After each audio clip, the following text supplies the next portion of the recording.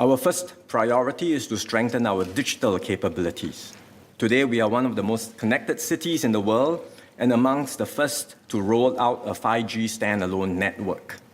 In parallel, we have built digital utilities like SingPass, MyInfo, and PayNow that allow our people and businesses to access digital services and transact seamlessly and safely.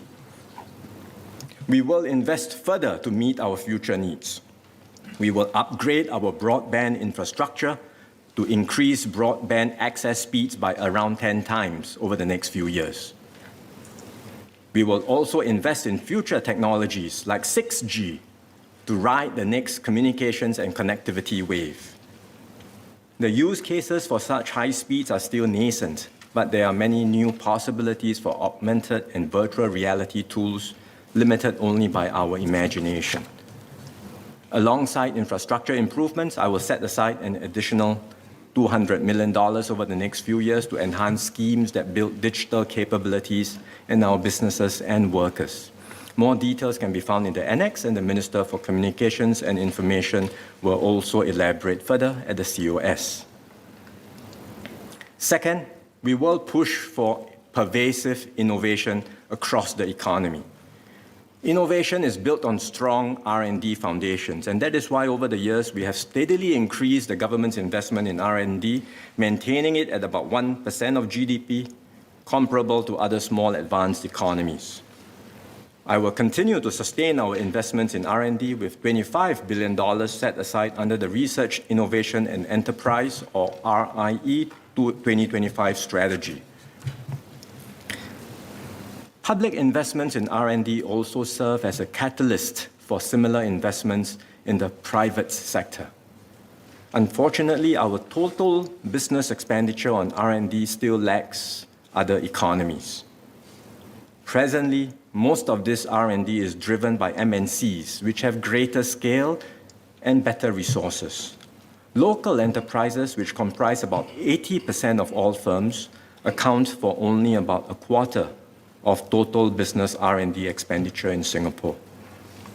I will therefore provide more support for our local firms to undertake R&D activities. We currently have a network of more than 80 centers across our polytechnics and ITE, engaging in technology, innovation, and enterprise activities. These centers work closely with SMEs to undertake industry projects, many of which have led to new innovations. So such collaborations are a win-win. SMEs get to tap on the R&D capabilities in our polytechnics and ITE, while students can contribute meaningfully to these projects and gain valuable hands-on industry experience.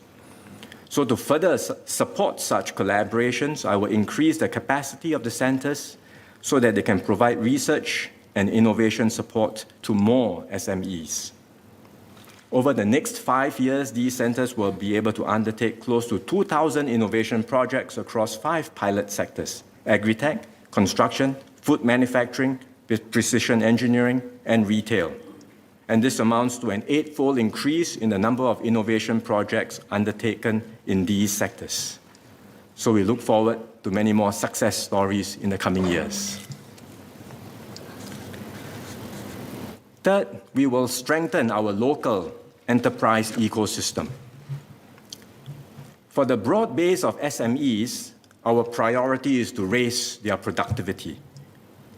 SMEs can make use of the Productivity Solutions Grant, or PSG, to implement digital and automation solutions.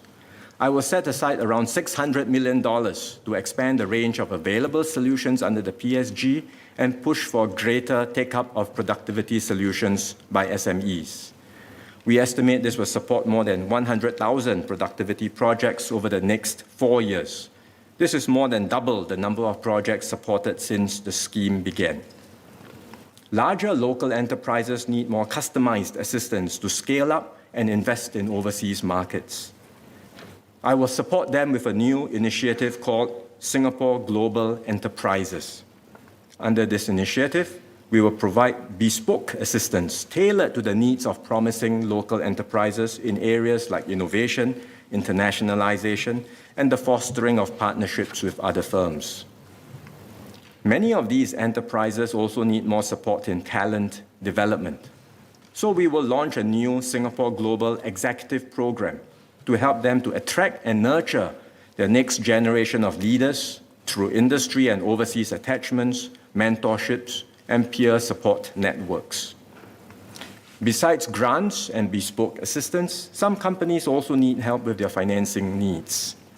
We provide such help through the Enterprise Financing Scheme, and I will enhance two components of the scheme.